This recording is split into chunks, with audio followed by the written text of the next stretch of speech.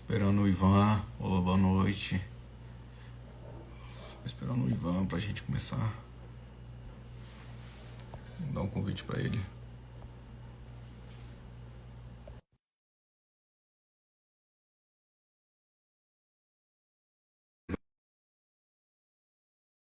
Ivan pra gente começar. Já mandei o convite.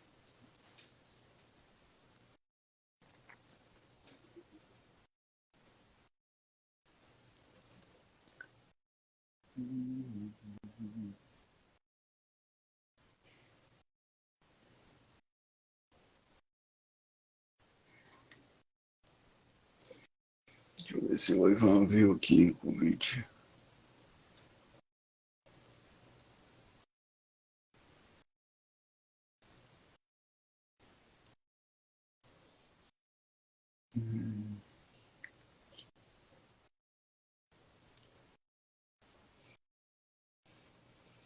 Boa noite, Gabriele. Esperando o Ivan pra gente começar.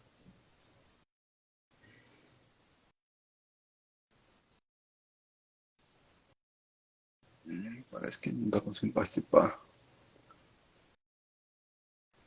Vou tentar de novo aqui.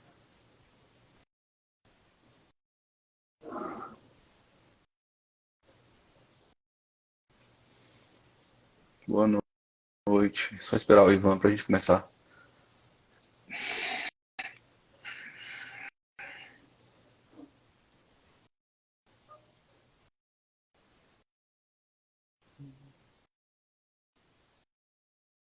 Professor Ivan entrou. Se eu consigo.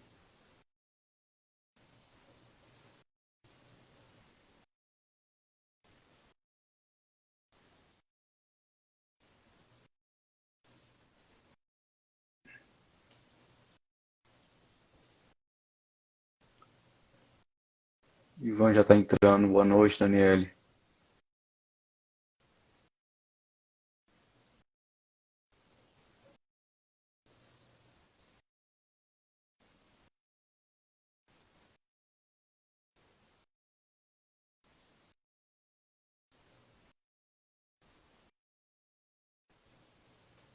Deixa eu só entrar. O Ivan entrar. Agora foi. Boa noite, doutor Ivan, Gesley. Tudo bem? Estou Tá me ouvindo ouvindo. bem? Boa noite, doutor. Está me ouvindo bem? Tô te ouvindo Pronto. bem também. Boa noite a todos. Como é que tá? O Estou às suas ordens. pessoal tá entrando aí. Rafael, Renato, o pessoal aí tá entrando. Gabriel entrou também. Tamile, boa noite a todos. Como é que tá aí, doutor Ivan? Tudo bem, graças a Tranquilo? Deus. Feliz por estar aqui, para a gente Ah, bater esse honra papo aí. aí, conversarmos. Ah, para mim vai ser uma honra. Agradeço aí por ter aceitado o convite. Eu só vou fazer a apresentação bem rapidinho aqui. Boa noite, pessoal. Boa noite a todos aí que estão entrando.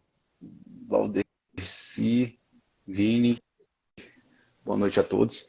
Então Ivan, agradeço pela participação. Essa live que às vezes eu estou fazendo às quinta-feiras, entrevistei, inclusive, acho que é seu colega e amigo, né? Gesteira, que entrou aí Professor agora. Leandro Gesteira, Professor Leandro muito. Gesteira. Entrou, professor Leandro Gesteira. Boa noite, meu amigo. Obrigado por ter participado. Então, Ivan, essa live Carreira de Sucesso, meu intuito é entrevistar advogados aí, criminalistas de sucesso e justamente perguntar sobre a sua história, sobre a sua trajetória, sobre sua carreira, esses primeiros passos, aqueles passos, aqueles, às vezes, erros na carreira que te levou a aprender na jornada e te levou para um patamar melhor. Porque eu acho o seguinte, histórias acabam conectando as pessoas e é pelas histórias que a gente verifica que é possível. Às vezes a gente quer chegar em um determinado ponto da carreira e às vezes a gente não acha que é possível. Então, quando a gente vê alguém, né, não só disso tendo sucesso, mas sabendo como que a pessoa chegou lá, isso acaba inspirando a gente. Então, o objetivo o objetivo seria esse, eu te fazer perguntas sobre sua trajetória. Então, aí, se eu já puder começar. Vamos lá, vamos lá. Pronto. Então, eu queria saber um pouquinho mais da sua história. Você se formou onde? Foi em Salvador? Você advoga em Salvador? Como é que foi? Você se formou quando? Como é que foi esses primeiros passos aí, o início? Porque o início sempre é mais difícil, né? Eu conheço muita gente que tirou a OAB, né? Teve êxito aí na OAB, né? Se dedicou ali no curso de Direito, estudou para a OAB, conseguiu aprovação na primeira e na segunda fase. E às vezes, quando tira a carteira da OAB, que é um grande sucesso, às vezes não dá nem o primeiro passo na carreira, nem sequer começa a advocacia. E muitas vezes a gente ouve muito esse ditado da pessoa na faculdade. Sempre gostou muito de direito penal, processo penal, namorou com essas matérias e na hora que se forma, por algum receio, não sei, acaba nunca advogando na advocacia criminal. Então eu queria que você contasse para a gente um pouquinho da sua história. Verdade. Primeiro, dar boa noite a todos aí. Já vi algumas caras conhecidas aí, Vinícius, advogado também criminal, Rodrigo Carneiro, Cláudia, muita gente boa aí. Um abraço a todos. É uma satisfação e parabenizá-lo pelo projeto dessas lives, né, desses encontros, doutor. Acho que isso é muito importante, né? A gente. Valeu, Jorge, para a gente poder justamente dar esse ponto de partida, esse start aí, que realmente é muito difícil para muitos e muitos alunos, né? Eu dou aula preparatório para a segunda fase de direito penal, né, para a OAB, e sei como o primeiro obstáculo é esse, a aprovação, mas depois também surge Legal. o CEJAI, né? É o Centro de Estudos de Aras, legal. José Aras. Essas aulas, só para saber, é online? A gente tem encontros presenciais e online. As turmas são presenciais, as aulas são gravadas ao vivo, né? E também online. E é focado primeira, na segunda fase, concursos, né? Os concursos aqui da Bahia, todos nós abrimos turmas, né? Então, legal. Mas aí, só para saber, aí você dá aula especificamente para direito, para quem escolhe. Na segunda fase, em direito penal. Na segunda fase? Penal. Mas na primeira fase, a gente também tem as turmas da primeira fase, né? Todas as matérias. Né? Então, é um passo importante. Eu pessoalmente, eu fiz direito aqui na Unifax, na Universidade de Salvador. Entrei ali em 2001 na universidade. Né? E é interessante porque eu sempre quis ser advogado, né? Na área criminal. Não sei se influenciado por filmes, na época não eram tantas séries, né?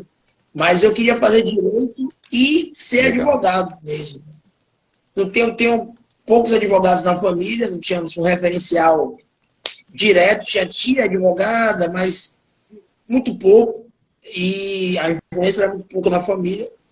Mas ainda assim era o que eu queria. E aí eu entrei na faculdade de Direito, saí em 2005, né? Me lembro que foi o primeiro ano que você podia fazer a OAB ali antes de se formar. Aí eu consegui a aprovação ali na primeira oportunidade.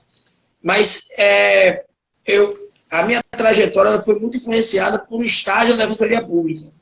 Porque eu gostava da área criminal, mas quando eu fui estagiário na Defensoria Pública, o saudoso Raul Palmeira faleceu no ano passado, e era o grande mestre aqui do Tribunal do Júri, talvez o maior tribuno que nós tínhamos aqui na Bahia, mais de 300 júris realizados. Eu fui estagiar com ele, e aí surgiu essa paixão. O júri contribuiu para a elevação de padrões da minha vida mesmo, né? Porque eu sempre fui aquele estudante que tinha vergonha até de apresentar um trabalho na frente, na sala de aula, isso desde a escola.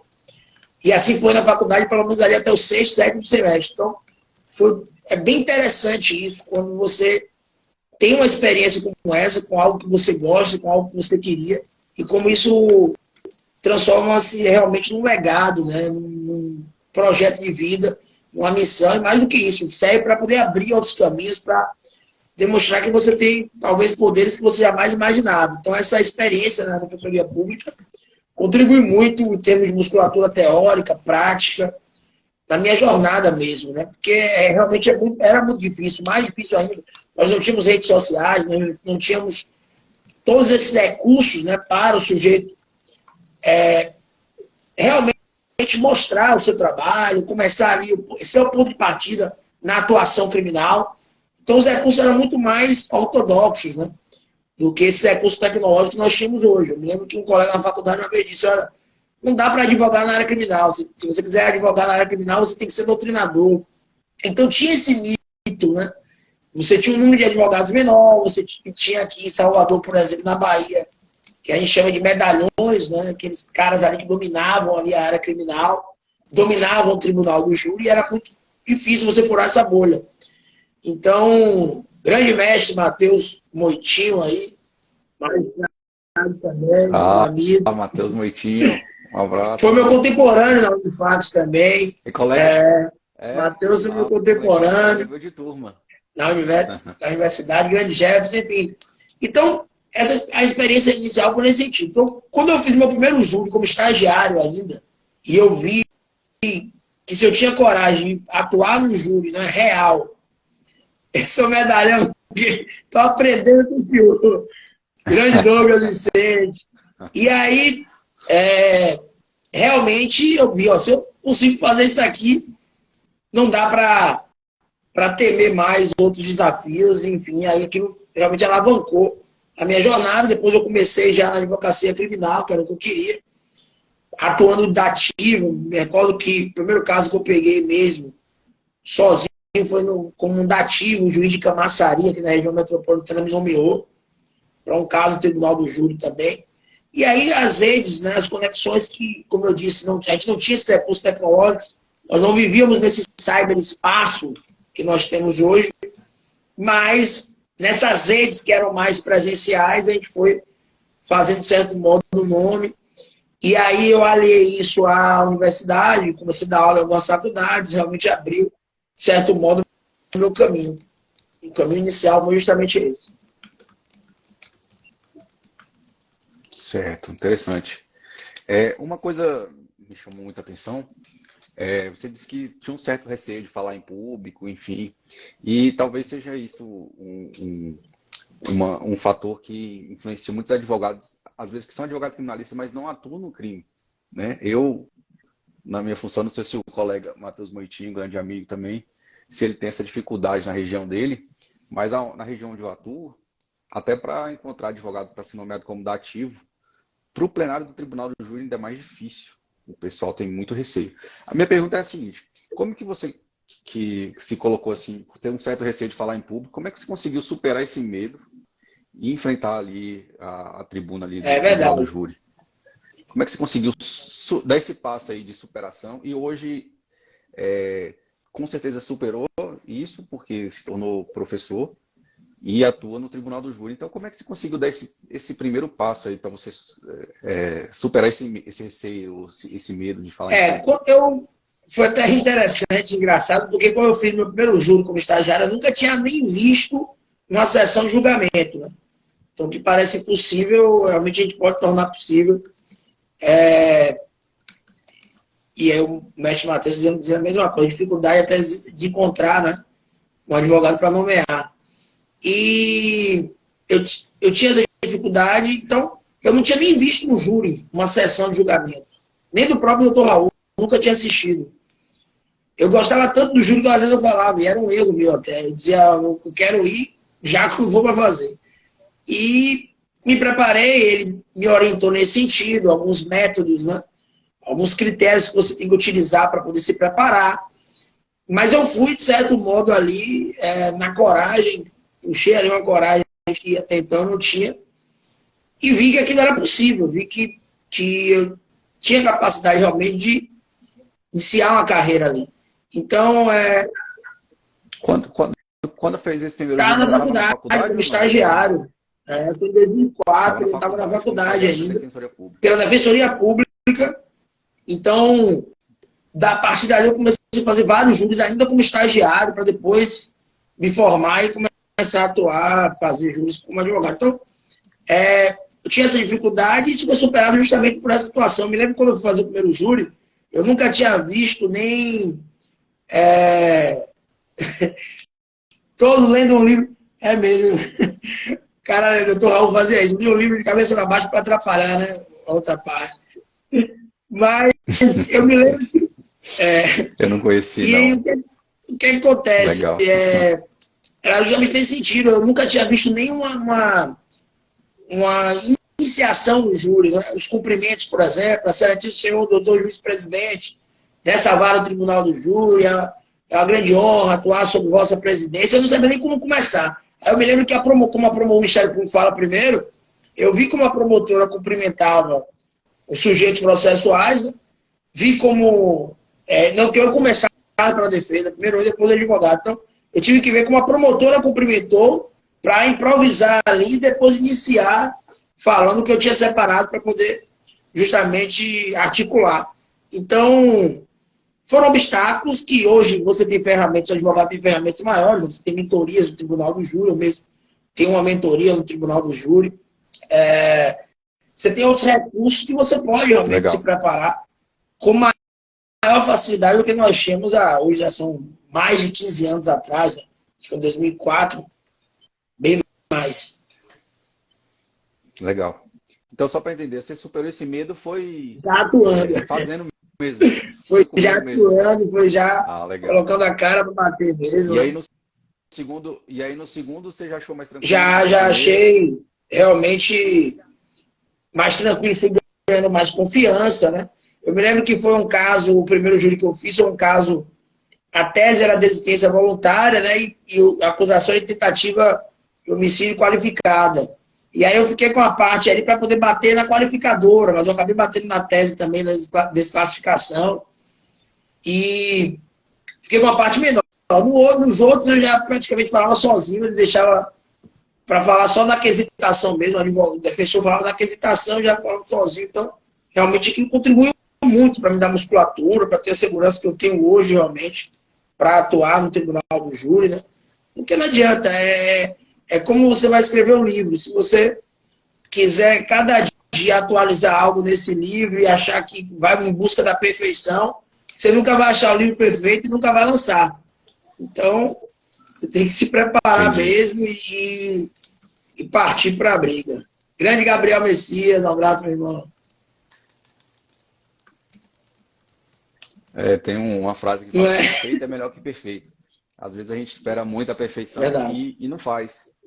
Então, às vezes, se a gente ficar esperando muito, a gente não dá o primeiro passo. Interessante. Deixa eu também te perguntar uma coisa que é uma dúvida assim, recorrente.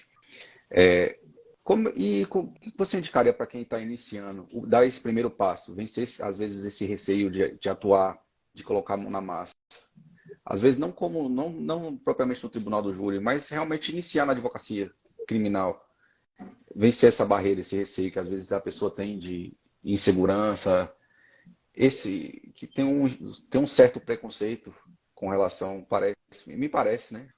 Eu também, quando me formei, eu advoguei também fui advogado criminalista, mas eu já tinha esse sonho de ser juiz, mas eu cheguei a atuar, a ter um pedido de liberdade deferido, ver aquela questão com a família, mas eu percebo que tem um certo preconceito aí para o pessoal iniciar na advocacia.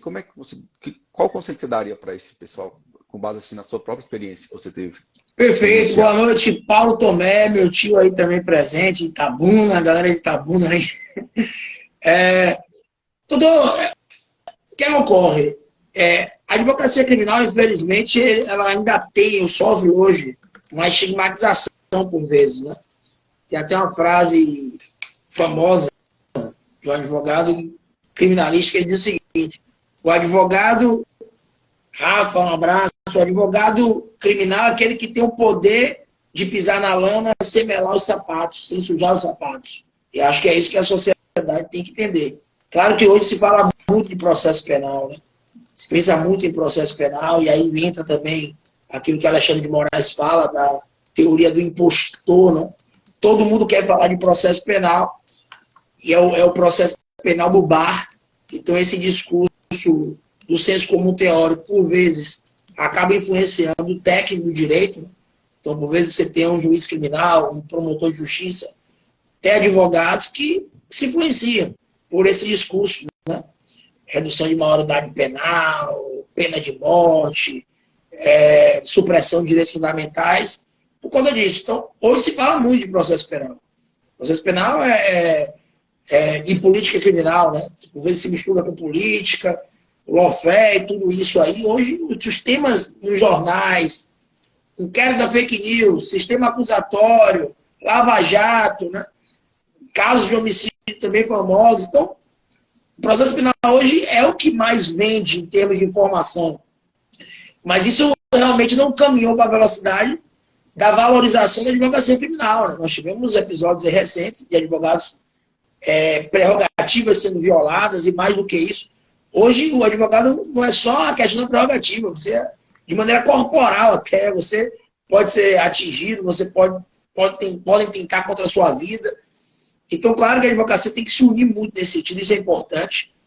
Mas o que eu digo para quem saiu da universidade, que tem um sonho de advogar na área criminal, é que você não pode abandoná-lo. Você tem que elevar os seus padrões, estudar, ter uma musculatura teórica, que o advogado precisa muito disso, né? É diferente, por exemplo, da magistratura. Tese, você tem ali um conhecimento já posto, né? Foi aprovado no concurso público, que, claro, por mais que a prova da OAB seja uma prova que hoje está em nível, né, de um concurso, talvez ali se aproxime hoje de um concurso delegado, polícia civil, um pouquinho menos, mas a prova da OAB hoje tem nível de concurso, mas ainda assim, a advocacia só vai ser valorizada se você tiver um conhecimento teórico e pôr isso em prática. Então, claro que essa preparação é muito importante. A primeira coisa é uma questão mental, é uma preparação mental de você entender que o processo é muito melhor do que o resultado, e mais importante do que o resultado. Essa evolução contínua de estudar, de se preparar, de se dedicar, de se postar ali também no network, nas redes, como advogado criminal, de ser visto como advogado criminal por seus colegas da universidade. Claro que quando você começa, você vai atuar em todas as áreas, né? Vai aquela clínica geral, mas é importante que você se posicione realmente como advogado na área criminal, na área que você escolher, para que as pessoas lembrem de você, para que você possa construir essas redes e seguir nessa atuação, sempre estudando muito, construindo essa musculatura, que eu tenho certeza que é um caminho muito possível, ainda há espaço, sim, na área criminal. Basta ter essa luta e realmente acreditar. Entendi. A questão do estudo e tem esse lado mental aí que você colocou às vezes, tem que enfrentar um certo preconceito que tem, principalmente eu percebo nesses crimes que geram repercussão social, às vezes aquela brecha ali daquele crime grave, de uma certa forma, o advogado ele tem que saber lidar com isso, né? Saber se posicionar e saber manter a cabeça num lugar, numa situação dessa, né? Que gera uma repercussão maior. Assim, mais uma dúvida também. E o primeiro passo, assim, o primeiro cliente, geralmente vem de onde? É de um conhecido, é do círculo, daquele local que a pessoa, sei lá, da igreja, daquele ciclo social da pessoa. Como é que surge o primeiro? Porque o primeiro sempre é mais difícil, né? O meu caso foi esse, né? Eu acho que o senhor postou bem aí, falou bem da questão do advogado ativo, por exemplo. É um caminho. Porque você vai construindo essas redes, né? Você tendo atenção com o primeiro cliente, atenção com a família já vai te indicar para outros. Então, acho que o primeiro ponto é você fazer o seu papel. Às vezes você tem 5 clientes, mas não está tratando aqueles 5 clientes bem. Está dando atenção que os processos merecem. E aí, consequentemente, você não vai aumentar a sua rede, né? Então, acho que o primeiro passo é arrumar a casa, é ter uma estrutura mínima para poder dar atenção aos processos que você já possui. Mas esse primeiro cliente, no meu caso, foi justamente dessa atuação da ativa, né? Como advogado da ativo, porque aí, através desse cliente, ele já me indicou para outros casos e foi expandida realmente essa rede, foi sendo construída essa conexão. Então, no meu caso, foi como defensor da ativo. Claro que você vai fazer um jogo da ativo, por exemplo, você tem uma atuação excelente, uma atuação boa, isso chama atenção para abrir outros caminhos, né? Me lembro quando eu estagiava aqui na Defensoria Pública, assim que eu me formei, teve um advogado na área criminal que já com o escritório grande de Salvador, que me chamou para atuar com ele, eu fiquei um pouco lá, fui adquirindo mais experiência, né? Formando a minha própria rede, e depois para partir do meu escritório. Então, acho que esse caminho é importante dessa sua atuação, de estudar, de mostrar o seu trabalho. Hoje, as redes sociais, claro, são mais exploradas do que na minha época, e é um caminho importante também. para que você obtenha esse primeiro cliente. Mas mais importante ainda do que obter esse primeiro cliente é justamente manter, fazer um trabalho bem feito para poder expandir isso, né? Outro caminho, se você sonha, por exemplo, em dar aula, acho que há uma construção de rede interessante ali, quando você faz um mestrado, vai buscar fazer um mestrado, se tiver condição de fazer um mestrado, hoje para você poder dar aula em qualquer graduação, você tem que ter, não basta mais após, né? No mínimo mestrado, porque ali você começa a construir sua rede também, os alunos veem você como um referencial, e aí as indicações vão surgindo. As indicações vão realmente ocorrendo a partir de um trabalho bem feito. Revogou a prisão de alguém, absolveu outro sujeito. Então, essa atuação aí vai contribuir realmente para que você receba outras indicações. Interessante. Então, a questão realmente dá o primeiro passo e uma oportunidade acomodativa. Eu realmente tenho dificuldade de nomear advogado acomodativo na área criminal. Muitos não atuam, a maioria não atua. Então, realmente é uma boa oportunidade. Tá certo. Você quer fazer alguma pergunta aí? Eu também, se o pessoal depois quiser fazer alguma pergunta. Rafael, boa noite, meu amigo. João Ricardo, excelência, boa noite. Bacana. Você quer fazer alguma pergunta para mim também? O seu colega uma vez, da vez ele perguntou. Eu achei interessante que o senhor falou sobre a questão da advocacia dativa. Eu tive um ex-aluno que hoje é juiz, doutor Sidival, e aí ele falou, não, conhece sim. a turma nova. Aí ele falou, eu quero atuar, eu quero presidir um júri, você atuando. Aí me nomeou para um júri no interior, graças a Deus a gente foi lá, o sujeito foi absolvido. E nessa nomeação, porque não tinha defensoria pública como a defensoria atual nesse caso, né? E fui lá, atuei realmente. É um trabalho que eu gosto de fazer. A Bahia toda também, fora os casos que a gente tem particulares, sempre que tem uma nomeação, eu estou presente. E até estou precisando, estamos aí, viu? Pode ir nomear, a gente vai. E às vezes precisa sim, principalmente na segunda fase do júri. Alguns advogados atuam na primeira fase, mas quando chega no plenário, eles não querem atuar de jeito nenhum. A maioria acontece. É verdade.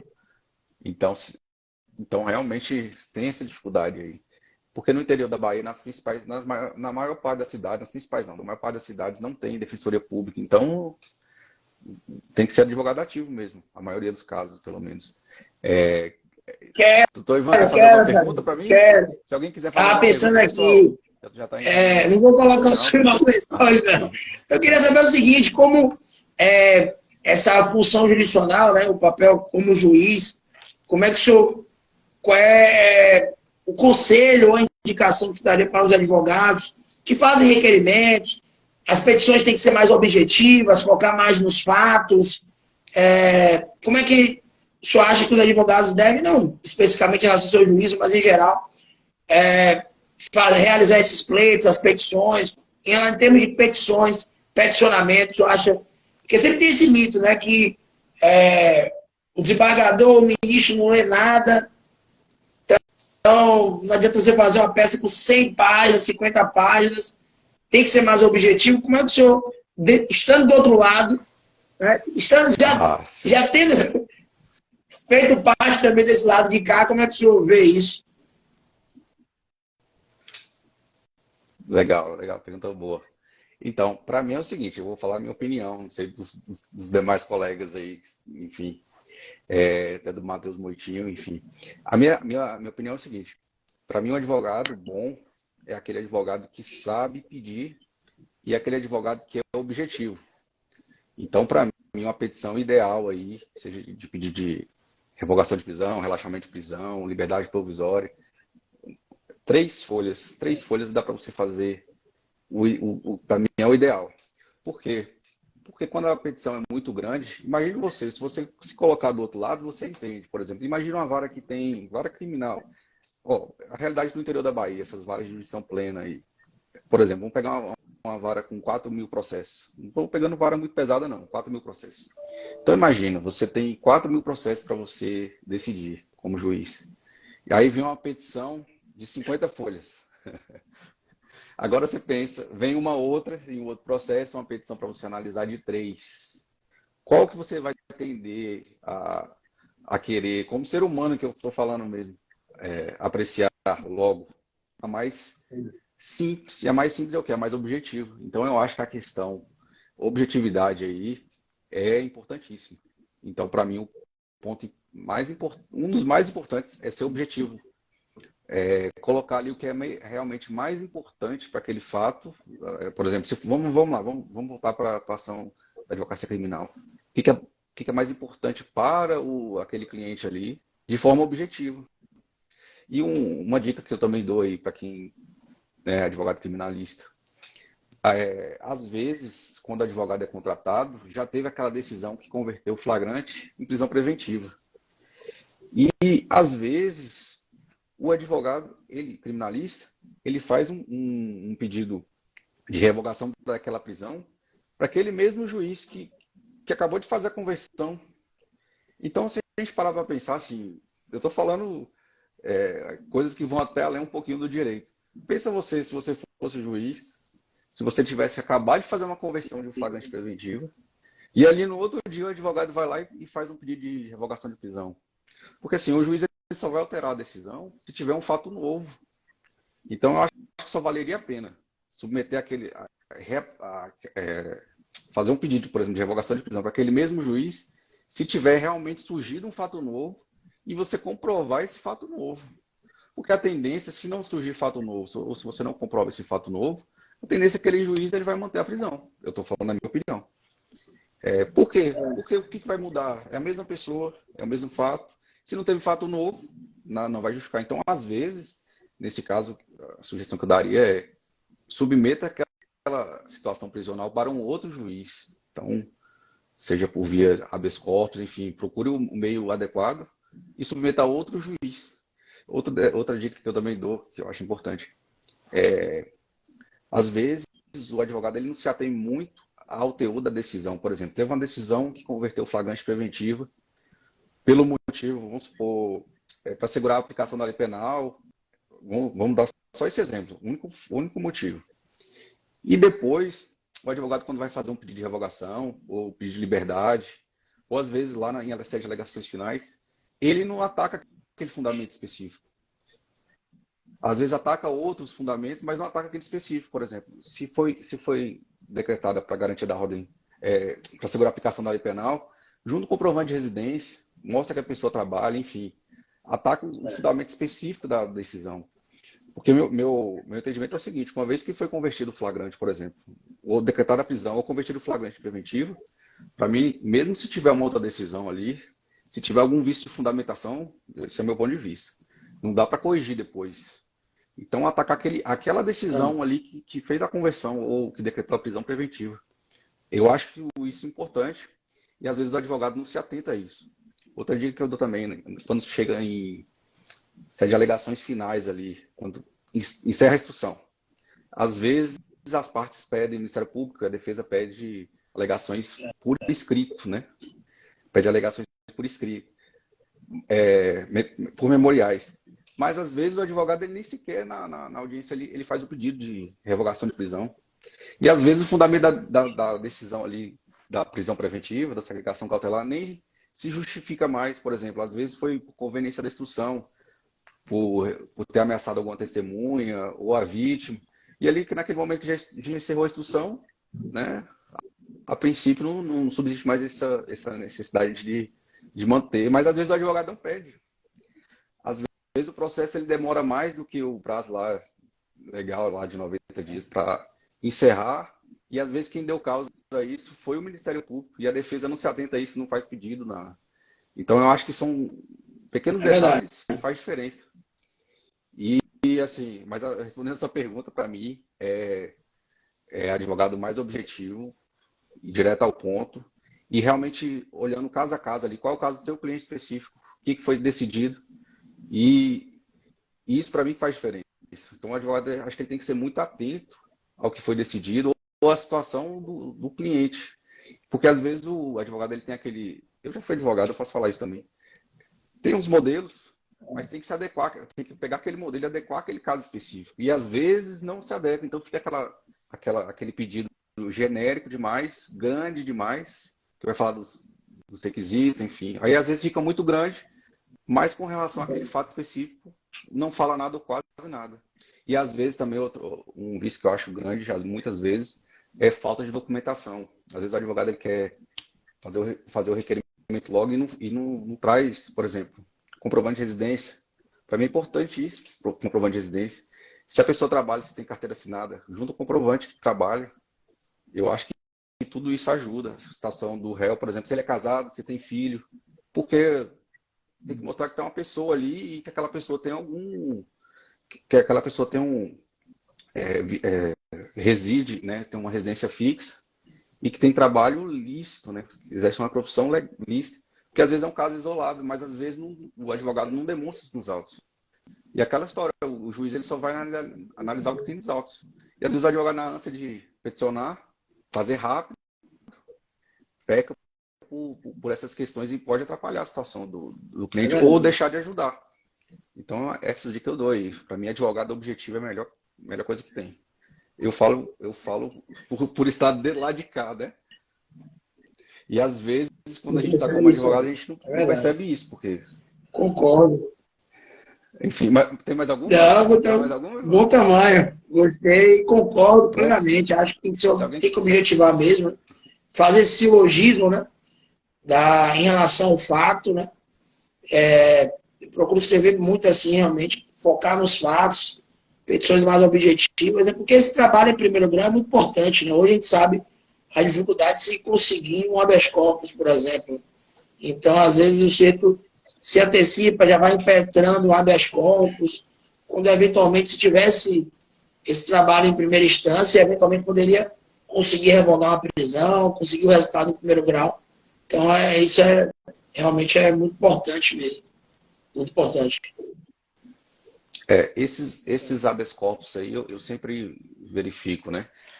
Assim, na maioria dos casos que eu vejo, o tribunal ele tende aquela primeira decisão, ele já indefere logo e já manda o juiz prestar informações. Então, demora um claro. pouco, né?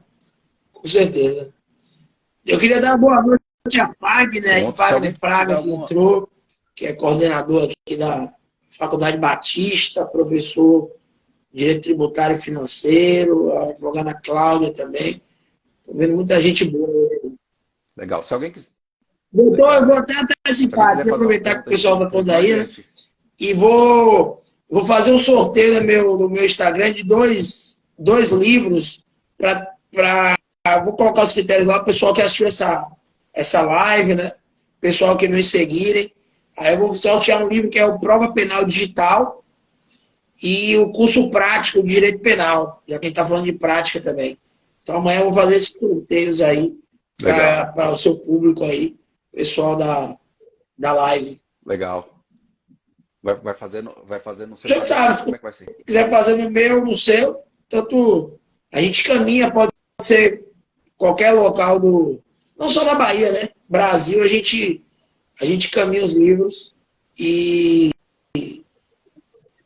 Mas aí você tem que falar como é que o pessoal... Pronto, vou colocar para fazer no meu, o pessoal vai ter que te seguir, me seguir e marcar lá nos comentários para poder participar. Mas lá no post, a gente vai fazer o post amanhã pela manhã e vai estar tudo informado, tudo descrito lá. Legal. Alguém tem uma pergunta aí para o Ivan, pessoal? Já está encerrando. Se quiser fazer alguma pergunta aí por escrito aí, a gente faz para o Ivan. Beleza. Estou vendo a galera aqui. Grande Rafael. Rafael também começou como dativo em Eunápolis. Bacana. Eu acho que o pessoal não vai fazer. Cadê? Henrique está perguntando cadê o livro digital. Tá certo, Rafael. Obrigado também. Ivan, foi um prazer, viu? Esse bate-papo nosso aí. Para mim, eu sempre aprendo com vocês. E eu acho interessante essa troca de experiências aí. A gente acaba aprendendo também. E parabéns aí pelo seu sucesso e por você ter vencido esse medo aí já durante a faculdade, né? Você começou muito cedo, já começou... Eu também cheguei a fazer estágio em Defensoria Pública, no DF, né, no meu caso. Mas na minha época eu não fiz júri, não. Eu atuei na Defensoria que era de vara criminal, não era de júri. Eu perdi essa oportunidade. Mas depois eu cheguei a trabalhar também como assessor de juiz no DF, em Tribunal do Júri. Também gosto muito do Tribunal do Júri. E é muito interessante. Então foi um o prazer foi meu, doutor. Parabenizar. Dá um abraço ali. Eu vou um abraço para a Jussara, Bruno, Nazi, Nai. Vamos fazer outro assim. Eu quero agradecer e parabenizá-lo mais uma vez. Acho que o que a advocacia criminal precisa hoje é de esperança, né? Não perder a esperança em dias melhores, não perder a esperança de que realmente a gente tenha mais profissionais como o senhor, né? Que realmente se preocupam com a advocacia, se preocupam realmente com a jurisdição, porque o que a gente quer realmente é isso, né? Que as regras do jogo sejam respeitadas.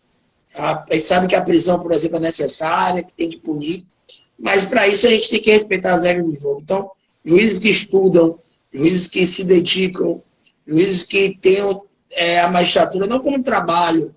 Quando é trabalho, você, para levantar da cama, dá aquela preguiça. Quando é só trabalho, o cara não quer sair de casa, mas quando tem como missão, como propósito de vida, aí a história muda.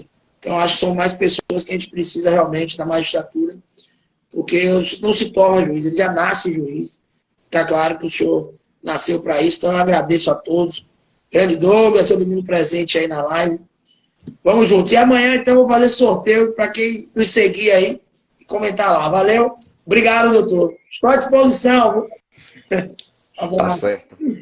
Obrigado. Boa noite, valeu, boa noite, galera. pessoal. Boa noite a todos. Um abraço aí, até a próxima. Um abraço.